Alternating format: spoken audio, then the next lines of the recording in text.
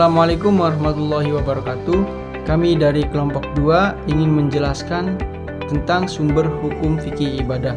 Seperti apa sih penjelasannya? Mari simak video berikut ini.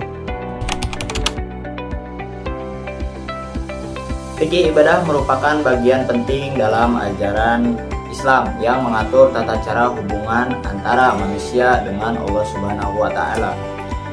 Ibadah seperti sholat, zakat, puasa, dan haji itu tidak dapat dilakukan secara sembarangan, melainkan harus mengikuti aturan-aturan yang telah ditetapkan oleh syariat Islam. Oleh karena itu, setiap muslim perlu memahami dasar-dasar hukum agar ibadahnya tetap benar dan bisa diterima. Pendapat dan praktik ibadah yang berbeda di kalangan umat Islam. Hal ini menuntut umat Islam agar mempunyai pemahaman yang kuat terhadap fikih ibadah, agar tidak terjerumus atau tidak terpengaruh oleh praktik-praktik ibadah atau pemahaman-pemahaman tentang ibadah yang salah, agar tetap berada di dalam tuntunan dan syariat Islam. Oke, selanjutnya yaitu pengertian dan pentingnya sumber hukum. Sumber hukum fikih ibadah adalah segala dalil atau dasar yang dijadikan pedoman oleh para ulama dalam menetapkan hukum-hukum ibadah.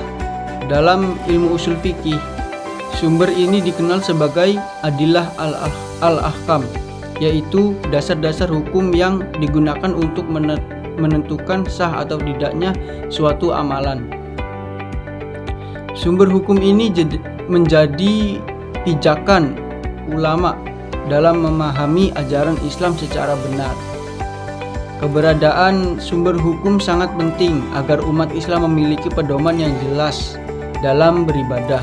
Tanpa adanya sumber hukum, seseorang bisa saja menjalankan ibadah berdasarkan pendapat pribadi yang belum tentu benar.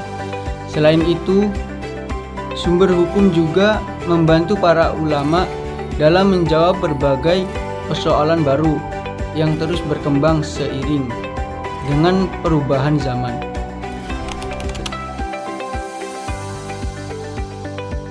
Selanjutnya, Al-Quran sebagai sumber utama.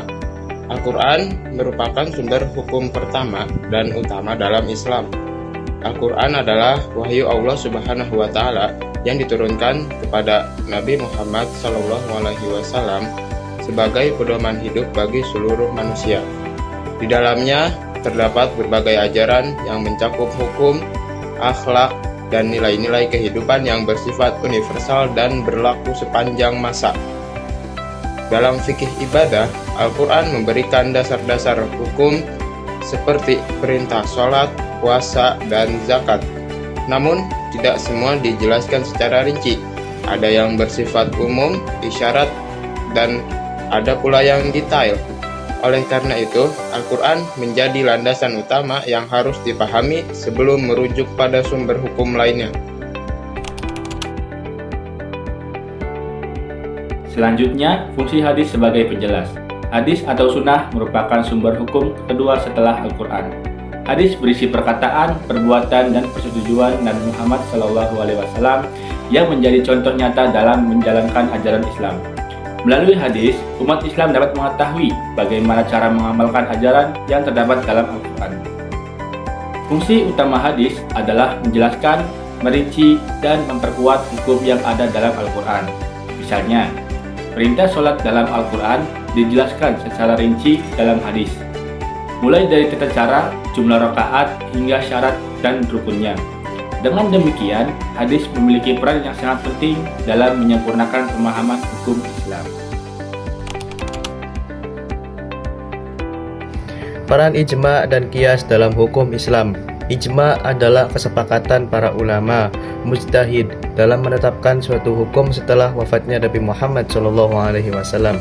Ijma berfungsi sebagai penguat hukum serta menjaga kesatuan umat Islam dalam menjalankan ibadah. Dengan adanya ijma, perbedaan pendapat dapat diminimalkan sehingga tercipta keseragaman dalam praktik ibadah. Sementara itu, kias adalah metode penetapan hukum dengan cara menyamakan suatu masalah baru dengan masalah yang sudah ada hukumnya karena memiliki kesamaan sebab. Kias digunakan untuk menjawab persoalan yang tidak dijelaskan secara langsung dalam Al-Quran dan hadis. Namun, dalam ibadah mahdhah, penggunaannya terbatas karena ibadah harus berdasarkan dalil yang jelas dari syariat.